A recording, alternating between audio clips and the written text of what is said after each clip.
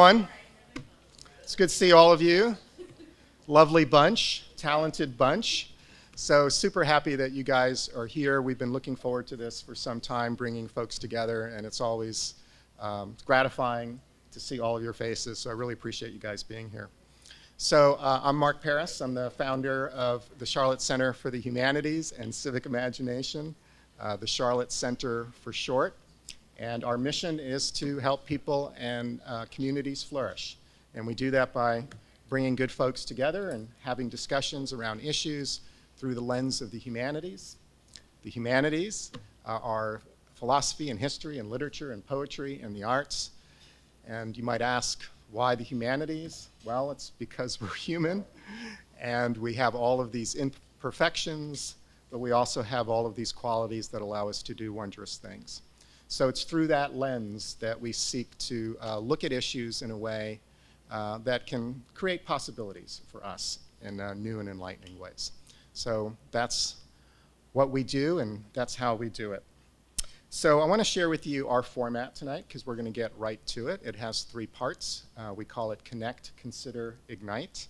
Connect is when there's an opportunity for you to turn to the left and turn to the right, and to meet new people and to have some conversations.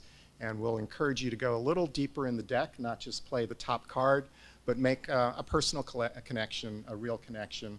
We know all great things begin with a conversation, so we want that to occur.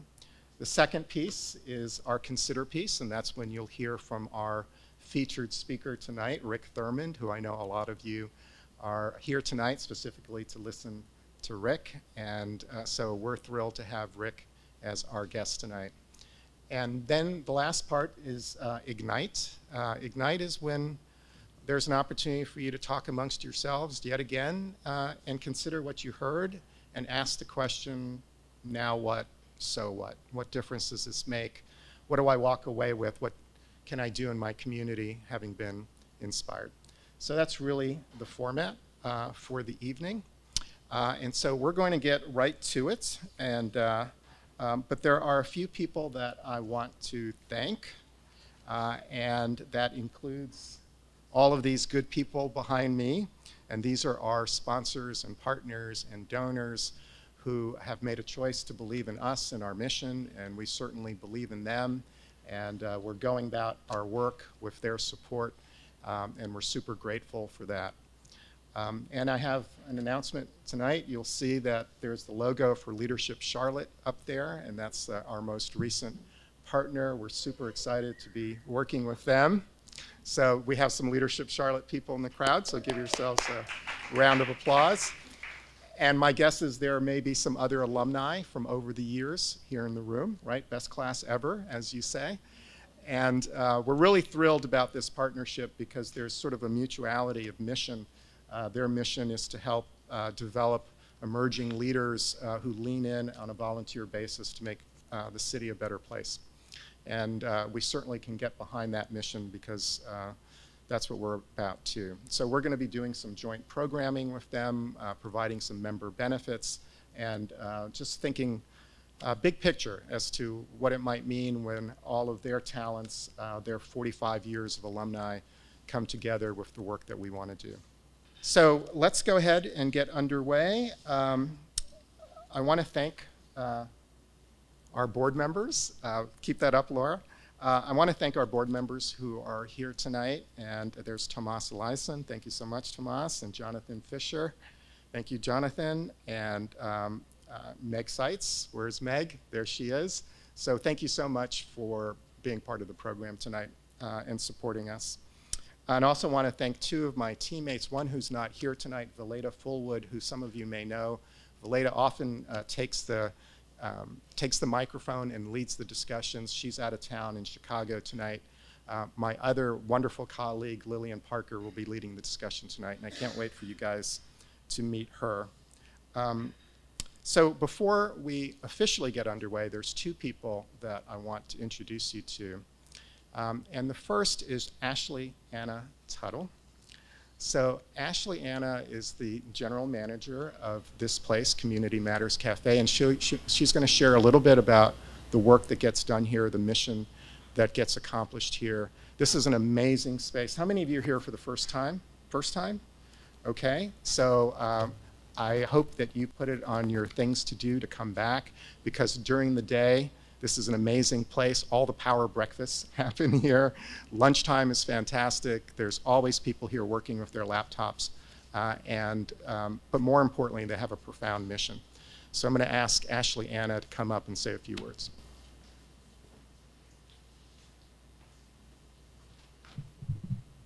Well, welcome everybody to Community Matters Cafe. I love to see that so many of you are new to our space. We do have a special mission here. Thank you, Mark, for allowing me the time to share a little bit with you. If you're not familiar, we're a part of Charlotte Rescue Mission, which is right next door. Back in the 40s and 50s, they really focused on homelessness, and in the 90s, they realized the root cause was addiction and substance abuse. So they shifted mission, they shifted gear, and they started tackling that head on. We have licensed counselors, and we provide a completely free program to men and women. It's a 120-day program where they live in our facilities, and they have complete access to health care as well as a counselor to help them through a lot of their issues and things that have arisen in their life to bring them to where they are. So what we do here is we're an extension of that program. The men and women have the potential to apply for our program, and they come and they work here. But we're not really a job training program. We're not a work training program. What we're really focusing on are those life skills that they've missed along the way throughout their substance abuse and throughout their addiction. A lot of men and women start their use of drugs really early, in those early teenage years, and you kind of stop developing a lot of those cognitive things that you learn along the way. You stop interacting socially, and you stop experiencing a lot of the life situations that we all have learned and grown into become the people that we are now. So we're working on those skills. We're working on conflict resolution. We're working on communication. The very first thing that we teach is personal branding, how to rebrand yourself to no longer be the addict in your life or the addict in your family's life. So that's what we try to do here. So I encourage you and invite you to come and have lunch with us. Your server is likely somebody in our program, and you're providing them with the opportunity to look you in the eye, to stand completely in front of you, vulnerable, without a barrier, and to practice a lot of those life skills. So please come in, and I'll be around to answer any other questions. Thank you.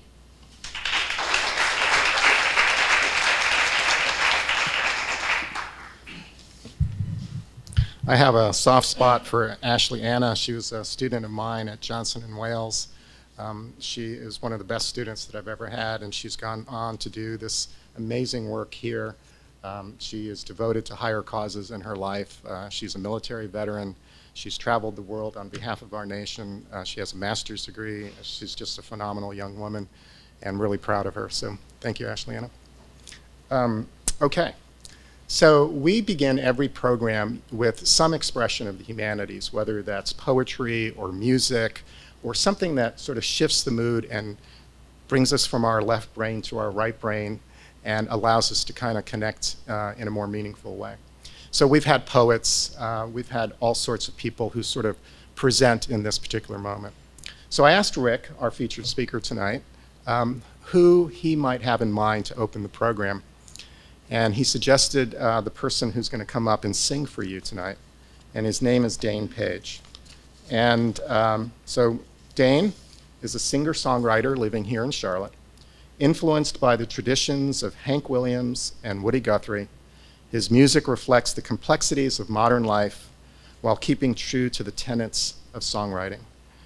So Dane's going to sing for you tonight, and he's also going to sing at the very end of the program, which will close our program tonight. So let's invite Dane up to the stage.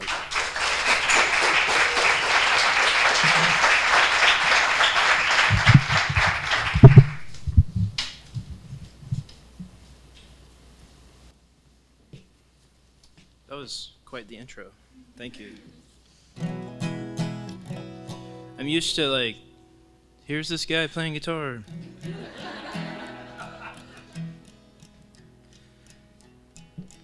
I've also never had anyone use the bio that it's impressive. You're a professor for sure.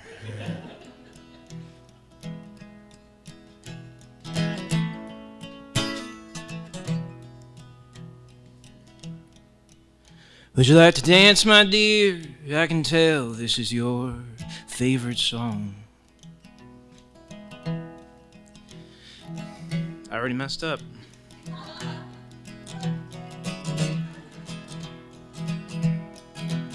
Would you like to dance, my dear? I can tell this is your favorite song.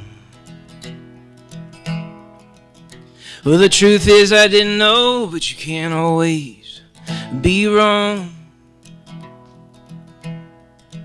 She said, I don't know about my favorite, but it sure does have a nice beat. And I do love dancing, but I fear I have 2 left feet. I said, that's okay, I got 2 right ones. You're just what I need. I like the way that you waltz and the way that you talk. I like this whole world spinning for you. Every curve and every motion, like the moon pulls the ocean. I dance with you my whole life through.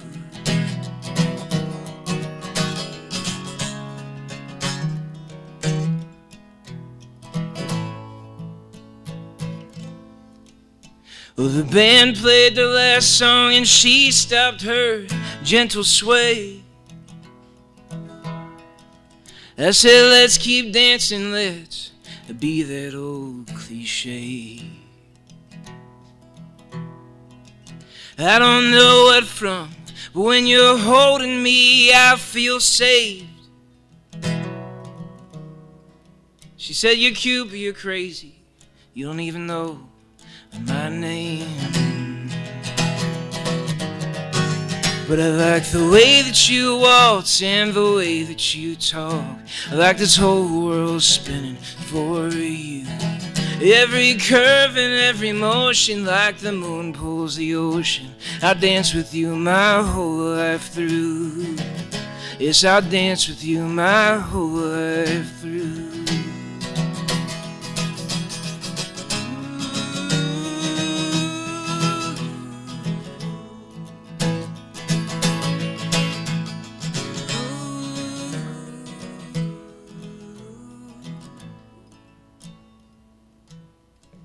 I like the way that you waltz and the way that you talk. I like this whole world spinning for you. Every curve and every motion, like the moon pulls the ocean. I dance with you my whole life through. Yes, I dance with you my whole life through.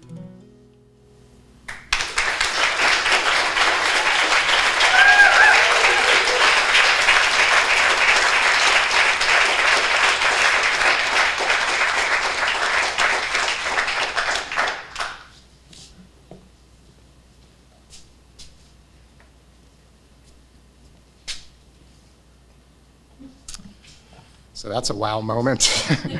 Wow. By the way, I just, knowing Rick the way that I do, that says as much about Rick for selecting Dane as it does about Dane. All right, my good friend, Lillian, come on up.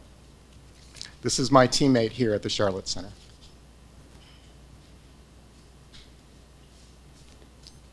Hey everyone, I was hoping I wouldn't have to follow someone with a good mic voice, but here we are. So I am helping facilitate the opening of tonight's program, where we're really inviting everyone to get to know an unfamiliar face in the crowd. So most everyone came with a friend or has a colleague here. And in this opening portion, before Rick is going to speak with us, we really want to foster some connections with people in the room who you may not have met before. I'm going to ask you to break into small groups. We're looking at groups of 3 or 4. And for the next 10 minutes, we're going to consider these 2 questions. What makes a place somewhere you want to call home?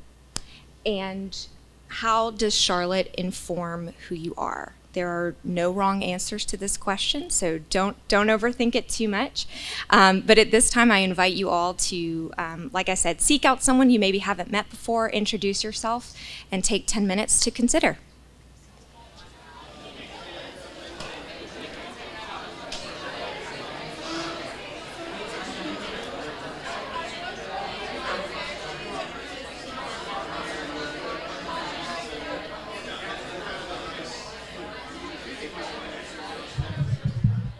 So the experience of myself is radically different to the experience of my new friends that I made, and that's kind of humbling because even though we come from generally the same area, the East Coast of the United States, we all have our sort of unique experiences in the world, which is coming from a place where I believed life to be basically all the same growing up, not really believing my small bubble was all there was to society, and then recognizing that eventually there was more than that.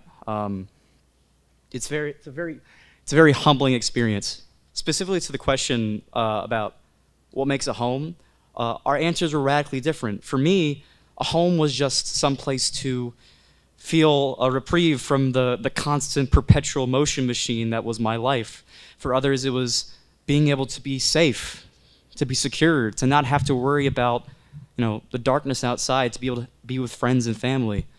It just goes to show the difference in our lives, that we all have unique experiences and we're all going through different things. But when we come together, that sort of is leading into the second question about Charlotte. That's this here, the fact that we can all come from radically different places while being in the same relative general area. That's what makes Charlotte Charlotte. And I think that's the lesson that I took away from my time with my group. Thank you. So I didn't want to do that exercise at all. I told Blair, don't leave me. I don't want to do that. But he left me. And I met two wonderful women. And while we loved the questions, we kind of talked about what made a home for us, whether it be people or for me, it was kind of like a soundtrack that kind of plays in our house because we have lots of kids and we kind of always have a constant soundtrack in the back of our home. And we talked about what took us to Charlotte and stuff like that. But the interesting thing was that when we had extra time and started to go to that other level of deep that you want us to go to, we started talking about Kendall is 20 and she goes to Johnson & Wales, and asking her what she wanted to do with her life. And she said that maybe she would eventually like to move to New York City. And I talked about how my stepdaughter lives in New York City and she's 22 and she can do it. And Blair and I want to go there too. And then Stacy told a great story that she was originally from Kansas, and when she was in college and just took down a number of somebody that was looking for Midwest nannies and moved out to New York City when she was in college and became a nanny and hated it. And the night before she went home, she just went to a bar and met her husband that night in the bar. So I just felt like, even though we got to know each other with those questions, I love that we kind of went to the next level and we were like, this is just crazy that we're all learning this about each other. So I did enjoy the exercise, even though I didn't think I would. So. That's a life lesson, y'all. All right, so I'm going to give you the official bio on Rick, and then I might say something unofficial afterwards. So Rick is Chief Marketing Officer of Charlotte Center City Partners. He leads a team that builds community in Uptown and South End through organizing, advocacy, programming, placemaking, and visioning. He provides direction and strategy for all Charlotte Center City Partner brands, including the Market at 7th Street, the Novant Health Thanksgiving Eve Parade, Charlotte Shout, and the Charlotte Rail Trail. Rick also leads special programs and initiatives, including Music Everywhere CLT and the Center City Ambassadors Program. Previously, Rick had a 20-year career in journalism, leading Charlotte Magazine, progressing from associate editor to managing editor to publisher.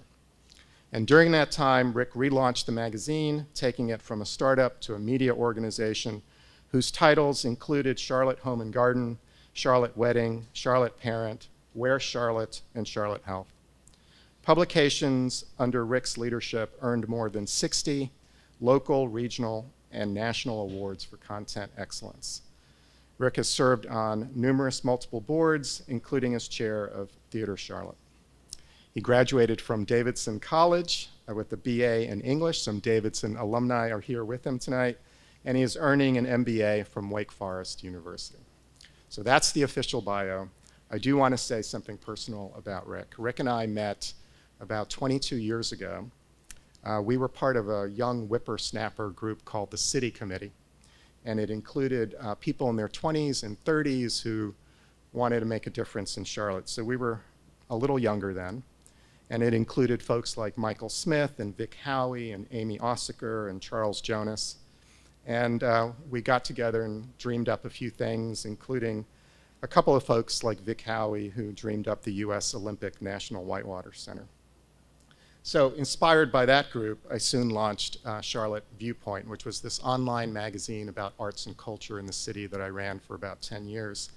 And in that capacity, as editor of my magazine, I connected with Rick, who was editor of Charlotte Magazine, and we started talking about the city, about journalism, about the next great story, stories that were uncovered that needed to be told. And we met at these hamburger joints around town in search of the perfect hamburger, and we became friends. And over the last 20 years, those conversations have continued. My wife, Laura, has become friends with his wife, Ashley. My daughter, Shelby, has become friends with his daughter, Molly, who is here tonight.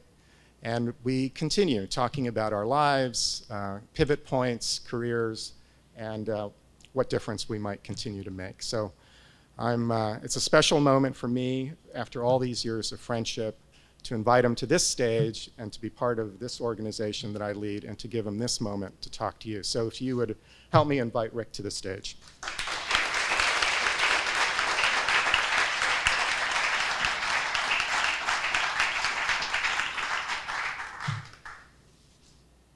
So I was thinking that maybe we could just get Dane to play a bunch more songs.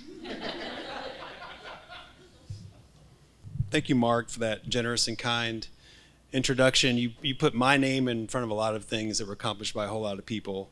But you and your team have built an amazing asset for the city with the Charlotte Center, and I'm just really proud to be able to play a small part in it tonight. And thank you, Dane, for sharing your gifts with us tonight. Can we please get another round of applause for Dane?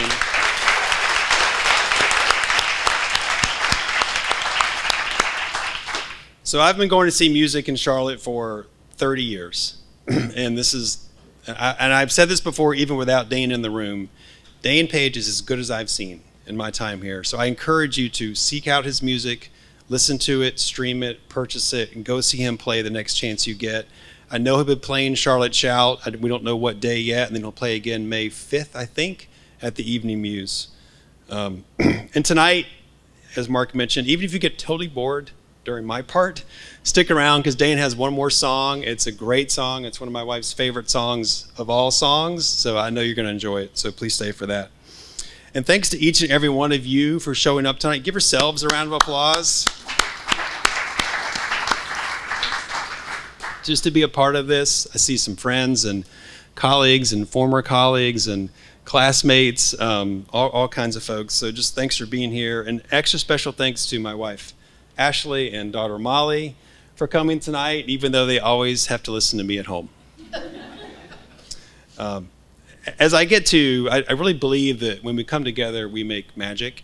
And so looking around this room, in this space, I kind of have a feeling that magic, it's already happened, but I think more magic will happen tonight. So I've always been inspired by place.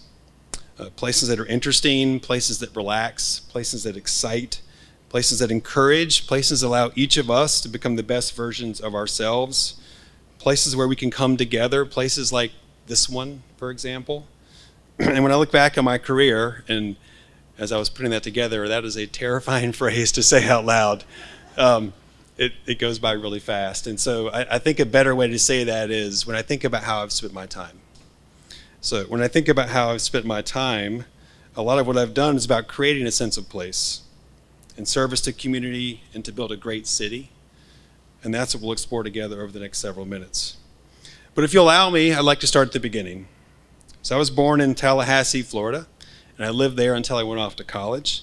And almost all of our family trips, I'm back up a little bit. So my parents still live there in the same house that we moved to when I was 8. My mom is a retired math teacher. My dad is a retired Allstate insurance agent. My younger brother lives on the West Coast and works in logistics. Almost all of our trips were to visit other families somewhere else in Florida. Once we went to California to visit family. And then a couple times we went to Atlanta to see the Atlanta Braves play. I watched them so much on the Superstation, I felt like Dale Murphy was part of the family. So for most of my childhood, I lived in the same house. I went to the same school. Excuse me. I lost my place here for a second. Traveled to the same places with the same people, and it was fantastic. It was home. And I was so lucky to have that stability. I probably didn't appreciate it at the time, but when I look back on it now, I treasure the gift that my parents were able to give to me with that kind of stability. Now, in 5th grade, I had a teacher named Miss Lou Lewis. Miss Lewis gave us 2 assignments that changed my life. First, over a series of days, she asked us to go outside, walk around the school grounds, which were somewhat wooded, and just look around. But to really look, to feel, listen, smell, use all the senses and immerse ourselves in the place, and then write it all down in excruciating detail. And I still have a visceral memory of crouching down to look at this leaf and describing the contours of the leaf on a piece of paper. As I went through that assignment and I learned the power of story and close observation and the written word and place, I could feel the ground shifting underneath my 11-year-old feet. Later, she asked us to write a 3-page short story. I wrote 13 pages and could have written 13 more. I created a whole new world, Molly. My world involved tanks that could shoot lasers. I was a child of Star Wars. But writing that story gave me the first inkling of what I wanted to do with my life. And then in high school, I had a creative writing teacher named Michael Obrecht. We all called him Mr. O. And so we began every class free writing for the length of 2 songs. And over the course of the semester, we would each bring in 2 songs. But the first time he introduced this to us, he played the 2 songs. And the 2 songs he played were I Wish I Was in New Orleans by Tom Waits and Here Comes a Regular by The Replacements. Now that 10 minutes or so opened up a portal inside me. I was not familiar with Tom Waits or The Replacements. I'd never heard them before. I'd never been to New Orleans, but listening to Tom Waits in his gravelly voice, which I thought about mimicking tonight, and now there's no way I'm going to do that. But listening to that, I was taken to New Orleans. I felt like I was there. I felt the power of the place, of the city. And then listening to The Replacements sing about being a regular somewhere, I felt like I was in an Edward Hopper painting. I don't think I knew who Edward Hopper was at the time, but that's, looking back, that's what the feeling was that it inspired in me. And to this day, those are 2 of my favorite songs on 2 of my favorite albums.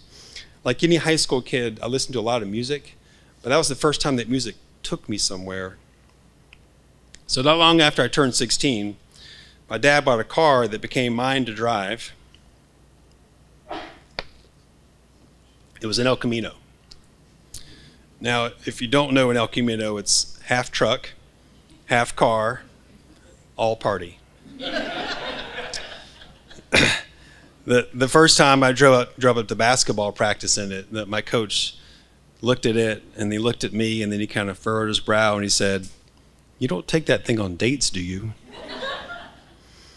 So I got a pair of outdoor speakers from Radio Shack, and I wired it up to my 8-watt stereo, and I began exploring Tallahassee. And I discovered places that I loved.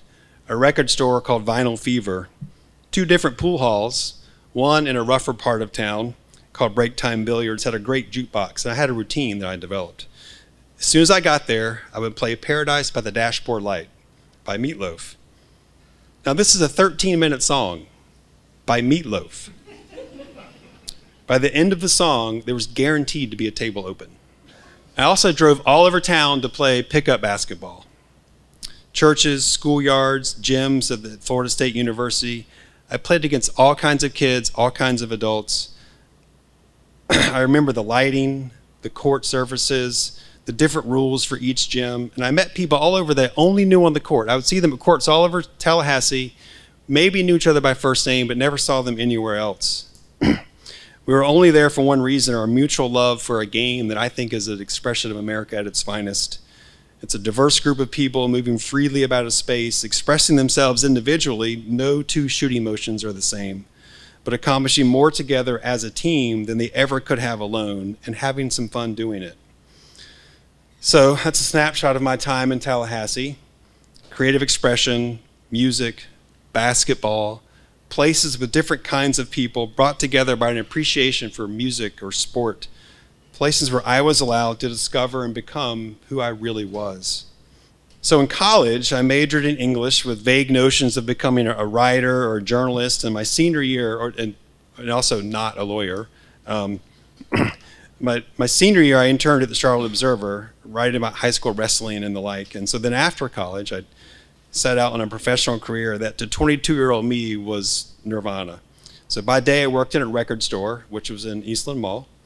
And evenings and weekends, I covered Florida State University football and basketball.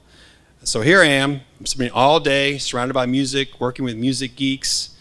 And then at night or weekends, I drive off to Cameron Indoor Stadium or the Dean Dome or down to the Sugar Bowl in New Orleans. I'm interviewing Coach K, interviewing Dean Smith. It was me and a bunch of other people, but you know, I was in the room, and it was a lot of fun. It was a lot of fun. But then after a year, I looked at my finances, and my net was negative $2,000. And so this was not sustainable. So I started doing the dreaded informational interview, and I ended up walking into this odd little office building in Cotswold where a few half-crazy people had this amazing idea. What if a city that maybe aspired to be great had a great city magazine? So that's what we set out to make. So our goal was to produce one of the top 5 city magazines in the country. My job was to produce the calendar of events. The editor was a wonderful guy named Ken Allen. So Ken said he would pay me $5 an hour, and he couldn't promise it would be full time. Now, this was not doing much for my financial sustainability plan. So I couldn't say yes fast enough. I could talk a lot about Ken. My friend here knows Ken. Ken was my one-person journalism school, my first real mentor. We used to go out for 2-hour lunches, and we would just drive around Charlotte, and he would point out places in Charlotte and just tell me stories about them. He was a great editor, an even better teacher, and above all else, he taught me one thing, and that's to serve the reader. Do that, and the rest will take care of itself. Now, later, over time in my work, reader became different things. It became stakeholder, it became neighbor, it became family. But the same principle always applied. Do that, and the rest will take care of itself.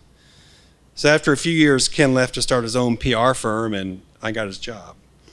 And then over time, I came to see our role as the magazine as telling the story of Charlotte in a serialized fashion. Each month was a new chapter. The story had heroes and villains, major characters, minor characters, but the main character was the place. It was the setting. It was the city. It was Charlotte. Every story we told, in the end, had to be a story about Charlotte. And I loved the magazine Life, this little corner of the journalism world I kind of stumbled into by accident. And honestly, I dreamed of moving to New York City or Boston or Washington, D.C. to work for New York Magazine or Fast Company or Wired or The Atlantic. Like, that's where the action was. That was the hub of all media. But I'd never been to any of those places before. I had no idea how to just move there. I didn't have the courage of Kendall. But even if I had known now, or even if I had known how to move there, I don't think I had the courage to do it. I was too afraid to move to a big city like that with no friends, no job, no nothing. So I stayed here. And Charlotte Magazine became my first real foray into willing into existence the kind of city that I wanted to live in. We told the stories of artists and dreamers, developers and politicians, brave and foolhardy restaurateurs, and we attempted to, as Ken liked to say, it's a sort of journalism cliche, afflict the comfortable and comfort the afflicted. We shared big ideas and put together crazy, ambitious service packages designed to help our readers get the absolute most out of living in Charlotte.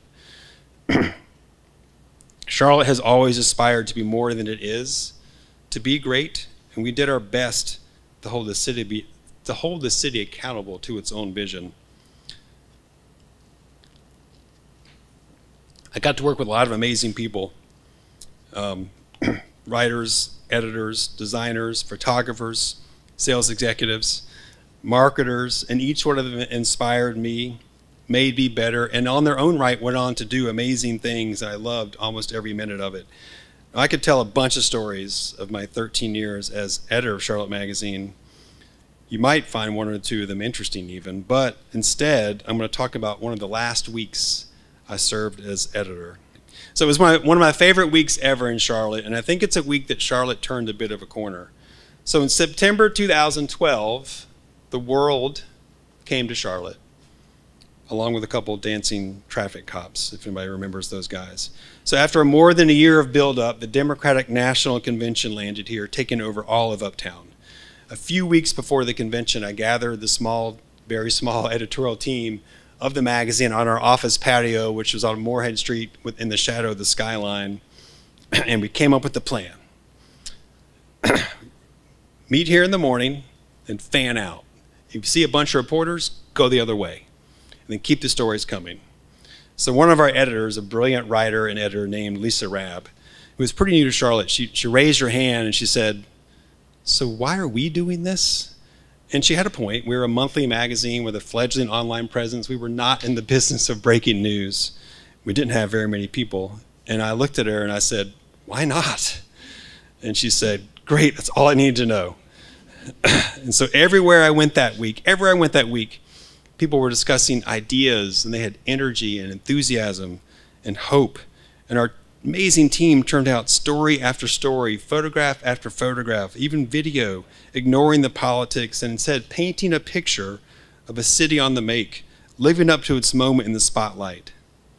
People, that week, even the epicenter looked good.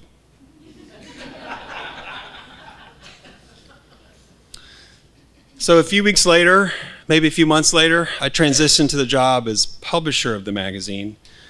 For those that don't know sort of the magazine title parlance, the simple way to think of it is, as editor, you spend the money, and as publisher, you have to make the money. It was a big switch for me. I had to learn a lot. It was a great ride for about 4 years, and I want to mention my friend Monko York here because I've mentioned teachers already, and when I took over this role, I had not sold an ad since my high school yearbook. But luckily, we brought Michael back, who'd been with us several years earlier, and for a year, we met each week for an hour. This is the most important hour of my week that week, and he taught me how to manage a sales team. So thank you for that. But 20 years into the biz, I was kind of at a crossroads. I felt like I had done all I could do in local media, and there's a big world out there. I had loved being an observer of the city, a storyteller, even at times a shaper, but I wanted to take a bit of a leap and become a builder, a city builder. And then I got lucky. I landed a job at Charlotte Center City Partners. So we're a nonprofit that supports and drives the economic, community, and cultural development of Charlotte's Center City. We use research, planning, marketing, storytelling, programming, convening, and advocacy to shape and promote a center city that is humane, that attracts talent, commerce, and industry, and that is an authentic expression of this city. And here's the thing, I love downtowns. Downtown is where we have the best chance to share in a common life. We come to work every day to foster a downtown where, to borrow a phrase from, of all people, Adam Smith, dissimilar geniuses, which would be a great band name if you ever need one, dissimilar geniuses, congregate to live, work, play, dream, trade, march, love, laugh, argue, and sometimes even cry together. And I really think this matters. I think this matters. A great downtown is, to quote another writer named Jim Otteson, a great good for humanity. It expands our horizons, it softens our prejudices, it reduces animosities and even violence.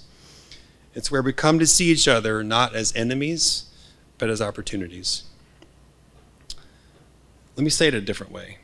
Back in July 2016, when I had been offered the job but had not yet accepted, I was pretty torn because I'd be leaving behind an amazing team and work that I loved. So I called a friend who had worked at Center City Partners previously. Think of it this way, she said. You get to wake up every day and think about how to make Charlotte cooler. Sold. It's been an amazing ride so far. I can't begin to describe the activities and initiatives, plans and programs I've been able to be a part of. I get to work with passionate, brilliant people. Not long ago, I changed seats again, and this time my chair came with that fancy title you saw earlier.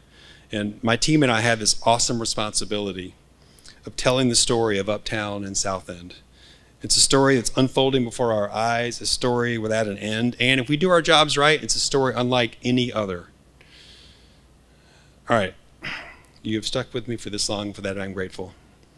And if you're smart, you came here to hear Dane. He's got one more song. So it's a great one, as I mentioned, so I'm going to get to the good stuff. So one thing I learned from my days editing a magazine is that people love lists. So I'm going to close with a list, or as we called it in the biz, a listicle. Let's call it 7 ways you can build the city of your dreams. Now, the emphasis here is on you. Because the point of all that stuff I just talked about is I've always wanted to live in a big, interesting city. So I thought, let me see what I can do to make that possible. A city is nothing more than a collection of places. So rather than move to big, interesting city, I said, let's get to work building one here, place by place. Anyone can do this at any time, in any place. In fact, I think that's what it takes to build a great city. That's what it takes. There's a lot of people raising their hands and saying, hey, I have an idea, and then not asking permission, but just getting to work. So here goes. And I hope I counted this right. 7, number 7. I'm gonna go 7 to 1. See what we're doing here. 7. Have a dream. If you're going to build the city of your dreams, you have to have a dream. So I dream of a city where arts, culture, and creativity flourishes. A city that other cities admire for our creative talent, our voice, and the amazing things we are putting out into the world. A city that has great live music every night of the week. A city that's the best version of itself, which means that everyone who lives here has an equal opportunity to become the best version of themselves. That's my dream. What's yours? Number 6, show up. You guys know this because you're here. You can't build a great city sitting home on your couch. In my mid-20s, a man named Ellison Clary asked me to serve on the board of Theater Charlotte. I had never been on a board before. I knew almost nothing about theater.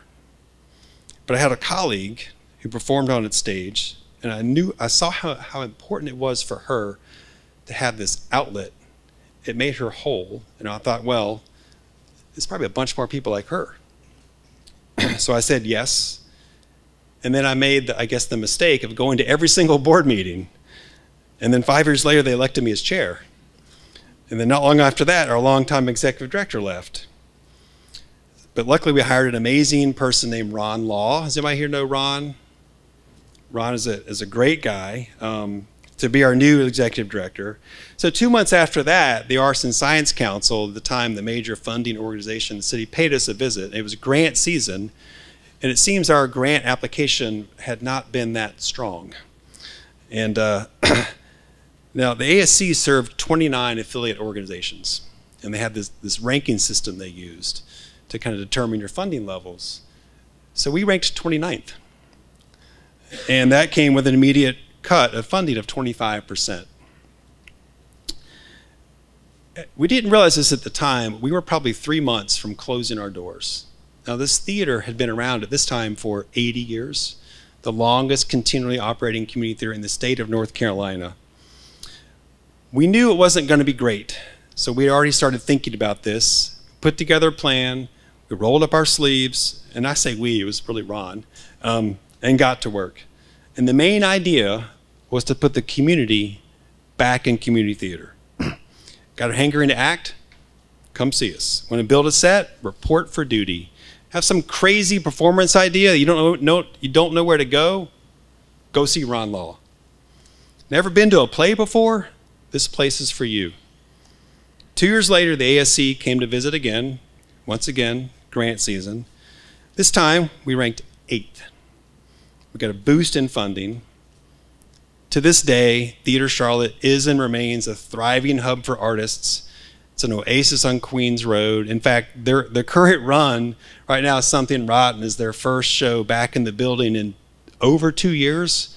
Pandemic and then a fire, of all things, kept them out. It's sold out. The next run is sold out. So proud of the work that's happened there. But the moral is show up. You never know when you'll be needed. And if you're always there, eventually someone will ask you what you think, and they might even put you in charge, whether you like it or not. All right, number 5, be curious. Ask what if. What if Charlotte had a great city magazine? What if Charlotte had a great music scene? What if we started a nonprofit? What if we opened a restaurant with a mission? What if I wrote a song? What if I went to this place I've never been before? What if I said yes? What if we just tried it to see what would happen? What if we did it all here? Everything interesting and impactful I've ever been a part of started with that question. What if? Next, embrace discomfort. All right, so, well, I'm here. There's that. But about 5 years ago, I was doing some work on a project with Center City Partners. It was an economic development initiative on the historic West End. It was difficult, challenging work, and we were at a rough patch. And I was invited to a neighborhood meeting. Now, I knew I was being invited. It wasn't to be served cake and ice cream. And there was a lot of distrust at the time. We were having trouble making the kind of progress we wanted to make. And for an hour and a half, I was the punching bag. That's why I was there. I was yelled at. I was called names. But it was a very difficult night. I've been to a lot of tough community meetings in community development work. That was the toughest one that I've been to. After it was over, one of the leaders came to me, a person I knew and respected, and he said, "Rick, just so you know, that wasn't personal." And I said, "Shannon, it sure as heck felt personal."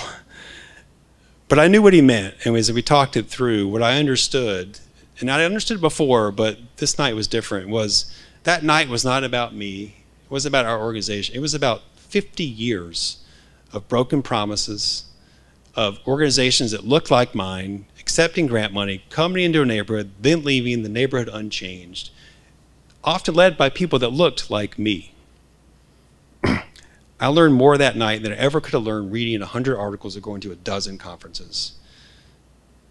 Embrace discomfort. So I think four, see the world through the eyes of others. Not long after that, working on the same project in the same space, I was having trouble connecting with a pretty important community leader on the West Side. So I called her up and I said, "Jatanya, I want to come to your house. I want to meet you on your porch. I don't have to come inside. Then I want you to show me your neighborhood. I want to see the neighborhood through your eyes." She said, "Okay."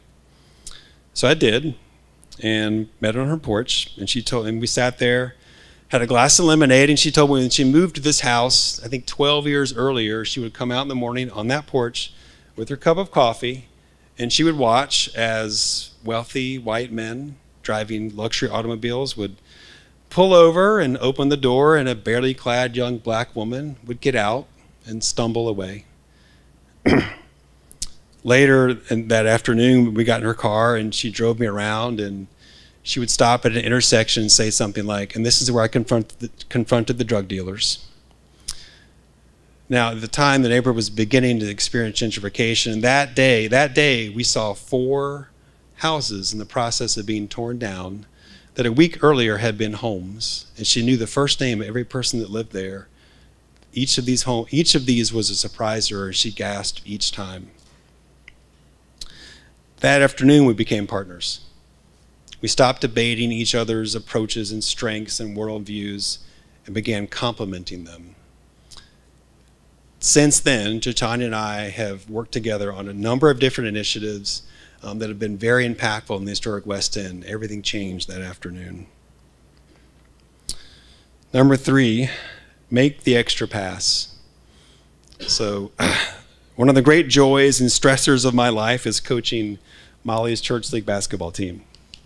And I know there are at least 3 basketball or former basketball coaches in here who know what I'm talking about. It's so hard to know what should be happening on the court and then watch what is actually happening on the court. And one of the hardest things to coach is making the extra pass.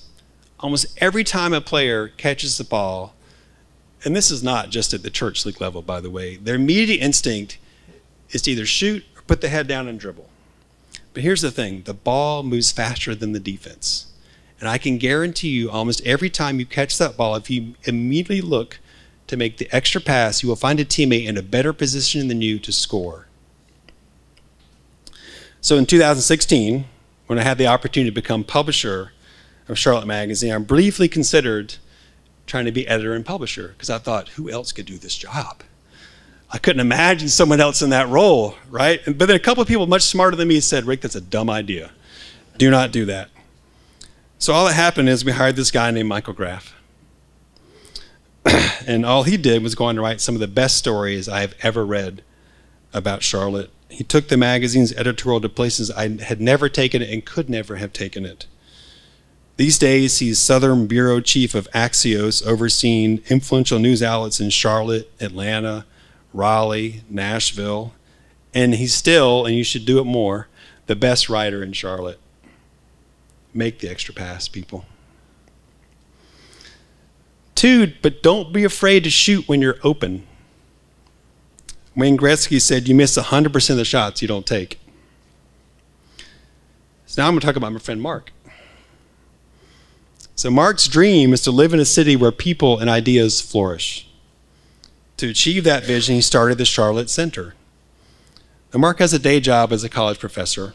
He has a family. He probably didn't have the time or the resources to start a nonprofit dedicated to humanities and the civic imagination. But he did it anyway. He took the shot and he scored. And we're all better for it. Number 1, build platforms wired for sound. There are so many amazingly talented people in this city. So many great stories. All they need is a stage and a mic. Give it to them. One of my great passions is live music. Some of the best nights of my life have been spent inside places like the Evening Muse, Visualite Theater, Neighborhood Theater, Snug Harbor, the Double Door and Tremont Music Hall. God rest their souls. I have good friends, talented friends who played in great bands here, bands that never got the attention that they deserved. So a few years ago at Center City Partners, our CEO, Michael Smith, had this idea. What if Charlotte could really develop as a music city? We could put together a strategy and figure out how to do this. So to me, this was personal. Because I love music, but I also think it matters, and it matters to a place. Music is how a place expresses itself. Music connects people and cultures. It offers hope and solace, and it makes us happy, and it's given a lot to me, and I wanted to give back to it. Now, I can't sing. I can't play an instrument, but I can bring people together. I can communicate. I can do all the boring stuff. These are the skills I have. And so I thought, I'm going to use those to serve this thing that's given so much to me. So we started pulling together some folks on the music scene, and we kept asking them the same question, what if? And they each time they said yes. Then I would ask for permission, can we meet again?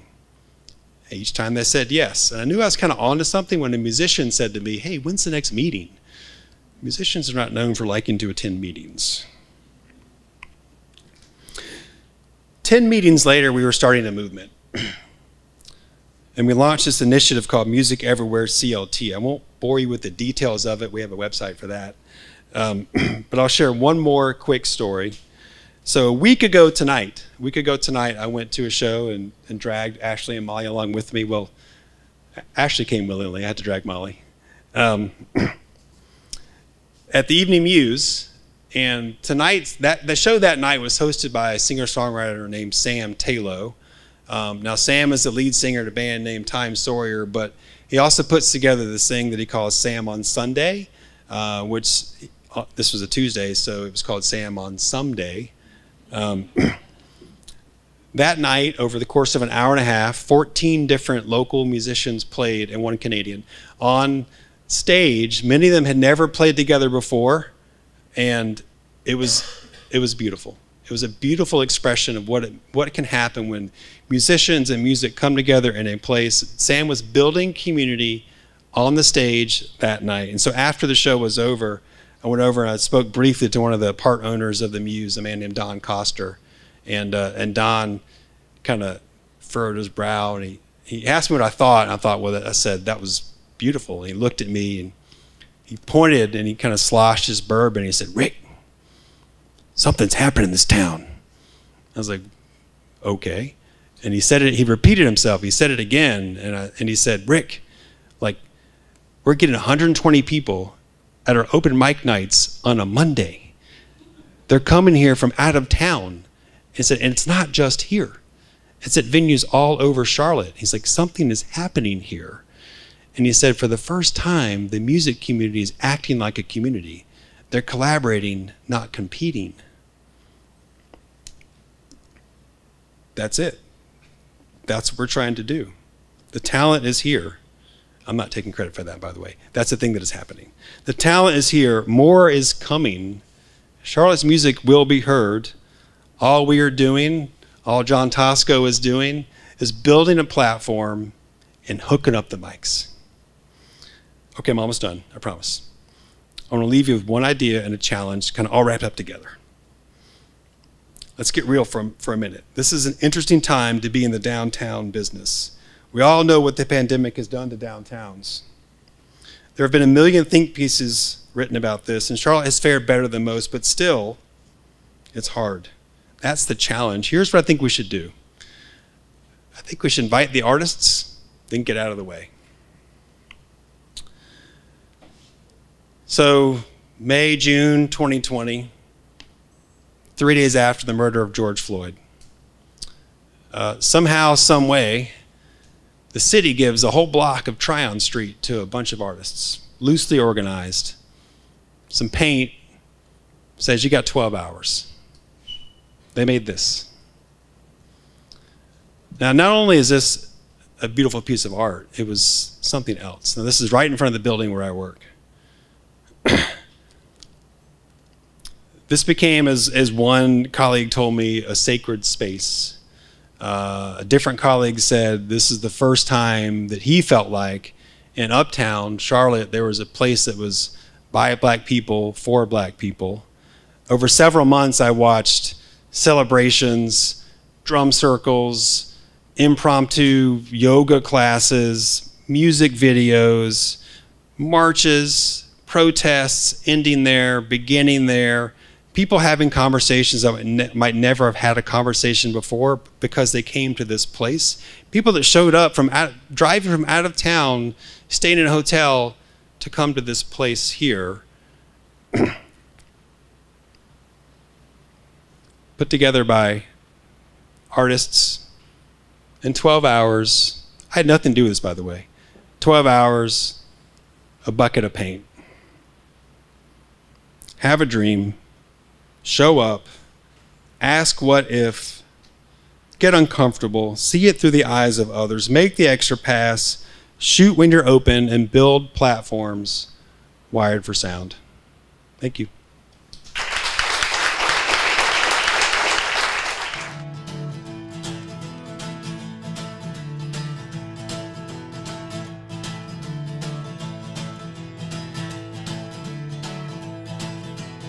You were a dreamer's dream, you were some God's scheme. You were hard to hold here like a lightning bolt. Your beauty was a sun I hadn't felt in days. Over top of my mountain she radiates. So tell me the things that I can't see. I sell my way falling for me. I ain't no bird in your tree. I sell my way falling for me. I was just a farmer's hand, put my back in the land. Born in poor man's clothes off the Carolina coast. There ain't no apple in my hand, no roots where I stand. I ain't no king of the sky, don't even got much land. So tell me the things that I can't see. I sell my way falling for me. I ain't no bird in your tree. I sell my way falling for me. Oh, your curvy constellations pulling me in. The There goes your heavenly body round my sun again. You said, reach for me, I'll never be far. You don't gotta stand on the moon just to see those stars. So tell me the things that I can't see. I sell my way of falling for me. I ain't no bird in your tree. I sell my way of falling for me.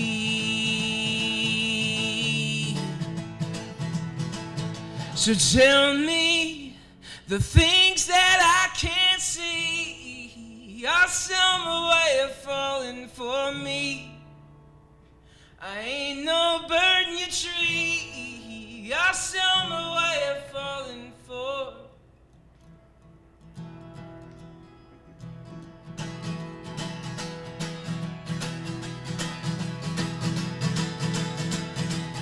For